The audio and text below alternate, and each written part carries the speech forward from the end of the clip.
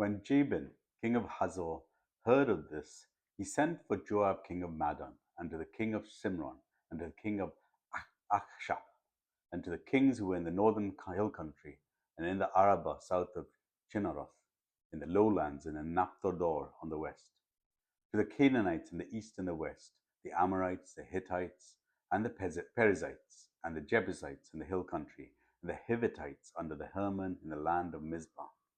And they came out with all their troops, a great horde, in number like the sand that is on the seashore, with very many horses and chariots. All these kings joined their forces, came and encamped together at the waters of Merom in the fight against Israel. And the Lord said to Joshua, "Do not be afraid of them, for tomorrow at this time I will give over all of them, slain, to Israel. You shall hamstring their horses and burn their chariots with fire." So Joshua and all his warriors came suddenly against them by the waters of Merom and fell upon them.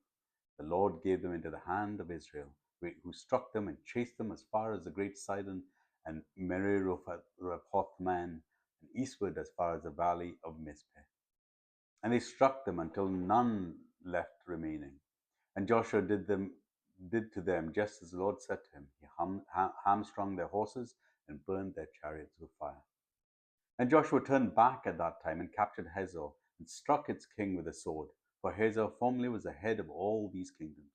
They struck with the sword all who were with it, devoting them to destruction. There was none left that breathed. And he burned Hazor with fire. And all the cities of those kings and all their kings Joshua captured and struck them with the edge of the sword, devoting them to destruction, just as Moses, the servant of the Lord, had commanded. But none of the cities that stood on mounds did Israel burn, except Hazor alone, that Joshua burned. And all the spoils of these cities and the livestock and the people of Israel took for their plunder.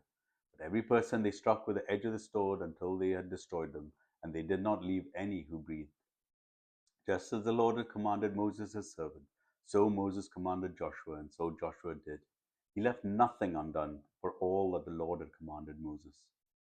So Joshua took all the land, the hill country, and all the Negev, and all the land of Goshen, and the lowlands, and the Arab, and the hill country of Israel, and its lowland, from Mount Halak, which rises towards Seir, as far as Baal-gad in the valley of Lebanon, below Mount Hermon.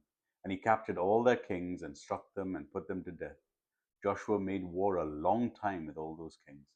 There were not a city that made peace with the people of Israel except the Hivites, the inhabitants of Gibeon. They took them all in battle, for it was the Lord's doing to harden their hearts that they should come against Israel in battle, in order that they would be devoted to destruction and should receive no mercy, but be destroyed, just as the Lord commanded Moses. And Joshua came at that time and cut off the Anakim from the hill country, from Hebron, from Debir, from Anab, and from all the hill country of Judah, and from all the hill country of Israel. Joshua devoted them to destruction with their cities. There was none of the Anakim left in the land of Israel. Only in Gaza, in Gath, and in Ashdod did they remain. So Joshua took the whole land, according to all that the Lord had spoken to Moses, and Joshua gave it all for inheritance to Israel, according to their tribal allotments, and the land had rest from war. Joshua chapter 11.